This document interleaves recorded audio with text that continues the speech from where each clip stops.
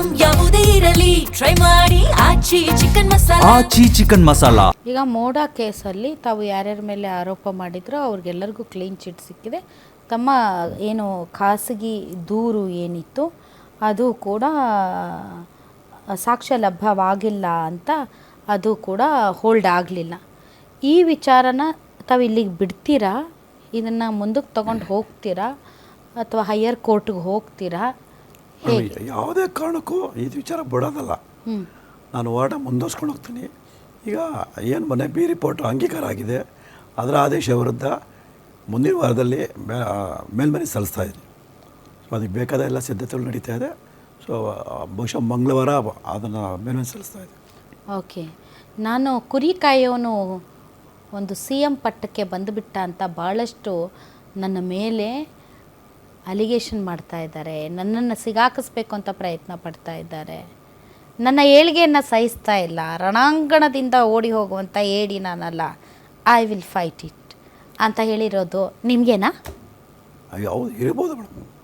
ಅದೊಂದು ಮೇಡಮ್, ನಾನು ನಿಮ್ಮಿಂದ ಯಾರೋ ಕಾಂಗ್ರೆಸ್ ಪ್ರಭಾವಿ ನಾಯಕ ಇದ್ದಾರೆ ಅಂತ ಅದು ಗುಸುಗುಸು ಇದೆ ಸರ್. ಅದೇ ಮೇಡಮ್, ಎಲ್ಲ ಥರದಿದೆ. ಹಾಂ, ಅದು ಹೇಳಿದ್ರೆ ಸತ್ಯ. ಸಿದ್ದರಾಮಯ್ಯನವ್ರ ಕಂಡ್ರೆ ಆಗದೆ ಇರುವ ಯಾರೋ ಒಬ್ಬ ಪ್ರಭಾವಿ ನಾಯಕ ನಿಮ್ಮ ಹಿಂದೆ ಇದ್ದಾರೆ ಅನ್ನುವಂಥ ಕೆಲವೊಂದು ಗುಸುಗುಸುಗಳನ್ನ ರಾಜಕೀಯ ವಲಯದಲ್ಲಿ ನಾನು ಕೇಳಿದ್ದೀನಿ. ಅದಿದೆ, ಆದರೆ ಅದ್ರ ಬಗ್ಗೆ ಯಾರೂ ಕೂಡ ಸಾಕ್ಷಿ ಸಮೇತ ಸಾಬೀತುಪಡಿಸೋಕ್ಕಾಗಿಲ್ಲ ಇವತ್ತು. ಸೊ ಆ ರೀತಿ ಇದ್ದಿದ್ರೆ ನಾನು ಈ ರೀತಿ ಹೋರಾಟ ಮಾಡಿಕೊಂಡು ಈ ಥರ ನೋವು ಅನುಭವಿಸ್ಕೊಂಡು ಇವತ್ತು ಪೊಲೀಸ್ ಸ್ಟೇಷನಲ್ಲಿ ನಿಮ್ಮ ಪರವಾಗಿ ಒಬ್ಬರೂ ಬಂದಿಲ್ಲ.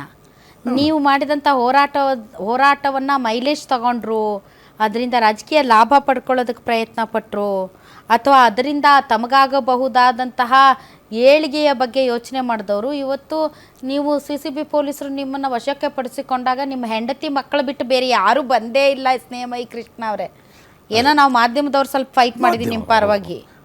ನನ್ನ ಈ ಹೋರಾಟಕ್ಕೆ ಯಾವ ಪ್ರಭಾವಿ ವ್ಯಕ್ತಿಗಳು ಇಲ್ಲ. ಸೊ ನನ್ನ ಹಿಂದೆ ಮಾಧ್ಯಮಗಳಿವೆ. ಯಾಕೆಂದರೆ ನಾನು ಒಂದು ಒಳ್ಳೆಯ ಉದ್ದೇಶ ಹೋರಾಟ ಮಾಡ್ತೀನಿ. ನಾವು ಒಂದು ಕಾರಣಕ್ಕೆ ಎಲ್ಲ ಮಾಧ್ಯಮದವರು ನನಗೆ ಪರೋಕ್ಷವಾಗಿ ಬೆಂಬಲ ಕೊಡ್ತಾ ಇದ್ದಾರೆ. ಸೊ ನನ್ನ ಹೋರಾಟಕ್ಕೆ ಅದೊಂದು ಶಕ್ತಿ.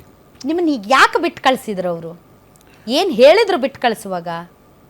ಮೇಡಮ್, ಅಲ್ಲಿ ನಾನು ಅಪರಾಧ ಕೃತ್ಯ ಮಾಡಿಲ್ಲ ಅಂತೇಳಿ ಅವ್ರಿಗೆ ಸ್ಪಷ್ಟವಾಗಿ ಗೊತ್ತಾಗಿದೆ ಸಾಕ್ಷ್ಯ ಸಮೇತ. ಸೊ ಆ ವಿನೋದು ನನ್ನ ತಪ್ಪು ದಾರಿಗೆ ಎಳೆದು, ಸೊ ಆ ಒಂದು ವೈಯಕ್ತಿಕ ವಿಚಾರಕ್ಕೋಸ್ಕರ ತಪ್ಪು ಮಾಹಿತಿ ಕೊಟ್ಟಿರೋದು, ತಪ್ಪು ಮಾಡಿದೆ ಅಂತ ಗೊತ್ತಾಗಿದೆ ಅಷ್ಟೇ ಹೊರತು ಅಪರಾಧ ಕೃತ್ಯ ಮಾಡಿದೆ ಅಂತ ಏನೂ ಗೊತ್ತಾಗಿಲ್ಲ. ವಿನೋದ್ ಮತ್ತು ಪ್ರತಾಪ್ ಕಸ್ಟಡಿಯಲ್ಲಿ ತಗೊಂಡಿದ್ದಾರಾ? ಇಲ್ಲ, ವಿನೋದ್ ಅವ್ರು ತಗೊಂಡಿದ್ದಾರೆ, ಪ್ರತಾಪ್ ಇನ್ನೂ ಸಿಕ್ಕಿಲ್ಲ ಅಂತ ಮಾಹಿತಿ. ಪ್ರತಾಪ್ ಇನ್ನೂ ಸಿಕ್ಕಿಲ್ಲ. ಬಟ್ ಅವರು ಕೂಡ ಈ ಪ್ರಕರಣದಲ್ಲಿ ಅವರನ್ನು ಕೂಡ ಆರೋಪಿ ಮಾಡುವ ಸಾಧ್ಯತೆ ಇದೆಯಾ? ಅದು ನೋಡ್ಬೇಕು ಮೇಡಮ್, ವಿಚಾರಣೆ ಆದಮೇಲೆ ಅವ್ರ ಪಾತ್ರ ಏನೋ. ಸೊ ಇದು ಬೇಸಿಕಲಿ ನಟೇಶ್ ದೂರ, ನಟೇಶ್ ಅವರ ದೂರು. ನಟೇಶ್ ಅವರ ದೂರಿನಲ್ಲಿ ನಿಮ್ಮನ್ನು ಕೈ ಬಿಟ್ಟಿದ್ದಾರೆ ಅನ್ನೋದಕ್ಕೆ ಏನು ತಾವು ಕೊಡ್ತಾ ಇರುವಂಥ ಯಾವ ಕಾನ್ಫಿಡೆನ್ಸಲ್ಲಿ ಕೈ ಬಿಟ್ಟಿದ್ದಾರೆ ಅಂತ ತಾವು ಅನ್ಕೋತಾ ಇದ್ದೀರಿ? ಹೇಳಿದ ನಂತರ ಅಷ್ಟು ಸಾಕ್ಷಿ ಇದೆ, ಸ್ಪಷ್ಟವಾಗಿದೆ. ನಾನು ಅವರು ಆರೋಪ ಮಾಡಿದಾಗೆ ದುರುದ್ದೇಶಪೂರ್ವಕವಾಗಿ. ಬಟ್ ನೀವು ಆರೋಪಿ ನಟೇಶ್ ದೂರಿನಲ್ಲಿ. ಹೌದು. ಬಟ್ ಅದು ಇನ್ವೆಸ್ಟಿಗೇಷನ್ ಆದಮೇಲೆ ನಿಮಗೆ ಆರೋಪ ಮುಕ್ತರಾಗೋದು. ಈಗಂತೂ ನೀವು ಆರೋಪ ಮುಕ್ತರಾಗಿಲ್ಲ. ಆದರೆ ತಮ್ಮ ಒಂದು ಸುಪರ್ದಿಯ ಅವಶ್ಯಕತೆ ಇಲ್ಲ ಅಂತ ವಿಚಾರಣೆಗೆ ಸಹಕರಿಸಿದ್ದಾರೆ, ಮುಂದೇನು ಸಹಕರಿಸ್ತಾರೆ. ಮತ್ತೆ ಏನೋ 26ನೇ ತಾರೀಕೇನೋ 24ಕ್ಕೆ ಬನ್ನಿ ಅಂತ ಹೇಳಿದ್ದಾರೆ. ಸೊ ಇನ್ನೂ ಮುಗಿದಿಲ್ಲ ನಿಮ್ಮ ಮೇಲಿನ ಒಂದು ಅಂತಿಮ ವರದಿ ಸಲ್ಲಿಸೋರ್ಗು ಆರೋಪಿನೇ, ಅಂತಿಮ ವರದಿ ಸಲ್ಲಿಸೋರ್ಗು ಆರೋಪಿನೇ, ನ್ಯಾಯಾಲಯದಿಂದ ತೀರ್ಪು ಬರೋರ್ಗು. ಓಕೆ. ಸೊ ಆರೋಪಿನೇ. ಸೊ ತಮ್ಮನ್ನು ಹೆಂಗೆ ಬೇಕಾದರೂ ಇದು ಮಾಡ್ಬೋದು, ಅಭಿಪ್ರಾಯ ಪಡ್ಬೋದು. ಅಲ್ಲ, ತಮ್ಮನ್ನ ತಮ್ಮ ಮೂಗಿಗೆ ಮೂಗ್ದಾರ ಹಾಕಿ ಬಿಟ್ಟಂಗೆ ಮಾಡಿ ಎಳ್ದಂಗೆ ಮಾಡಿ ಬಿಟ್ಟಂಗೆ ಮಾಡಿ ಎಳ್ದಂಗೆ ಮಾಡಿ ಮಾಡ್ಬೋದಾ? ಇಲ್ಲ, ಆ ರೀತಿ ಆ ಥರ ಮಾಡೋಕ್ಕಾಗಲ್ಲ. ಬಟ್ ಇವತ್ತು ನೀವು ಮಾತಾಡ್ತಿರೋದು ನೋಡಿದ್ರೆ ನಂಗೆ ತುಂಬ ಖುಷಿ ಆಗ್ತಾ ಇರೋದು ನಮ್ಮ ಪೊಲೀಸ್ ವ್ಯವಸ್ಥೆ ಮೇಲೆ. ಯಾಕೆ ಅಂತಂದರೆ ಎಲ್ಲರೂ ಕೂಡ ಪೊಲೀಸರ ಮೇಲೆ ನಂಬಿಕೆ ಕಳ್ಕೊಂಡಂಗೆ ಮಾತಾಡ್ತಾ ಇರುವಂಥ ಸಂದರ್ಭದಲ್ಲಿ ಒಂದು ಸರ್ಕಾರದ ಮುಖ್ಯ ಕಾರ್ಯದರ್ಶಿ ಅಂದರೆ ಅವರು ಇಡೀ ಸರ್ಕಾರ ಏನು ಸರ್, ಇಡೀ ಸರ್ಕಾರ.